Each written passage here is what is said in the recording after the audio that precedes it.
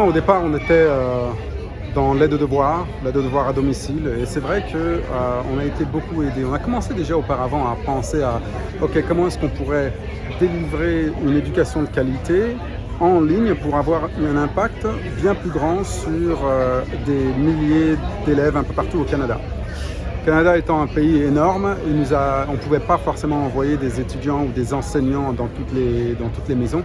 Et donc c'est là où on a commencé à penser à des solutions en ligne. On a commencé par travailler avec des technologies que l'on a empruntées d'autres compagnies comme Google Hangout, tout ça. Et puis très vite, on s'est rendu compte qu'il fallait qu'on crée notre propre technologie parce qu'aucune technologie n'était parfaite pour l'éducation. Et c'est là où on a commencé à réfléchir à l'éducation via le métavers, où on multipliait les interactions entre les élèves, entre les étudiants.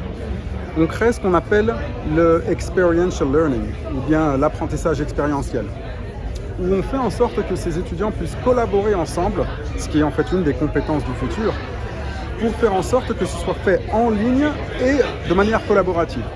Et c'est là où cette technologie a pris du temps à être construite. Aujourd'hui, elle est très très fiable, elle est disponible via le web, donc du coup, on n'a même pas besoin d'un gros ordinateur pour l'avoir. On peut l'avoir sur nos téléphones cellulaires, sur les Chromebooks. Et c'est là où est-ce qu'on en est.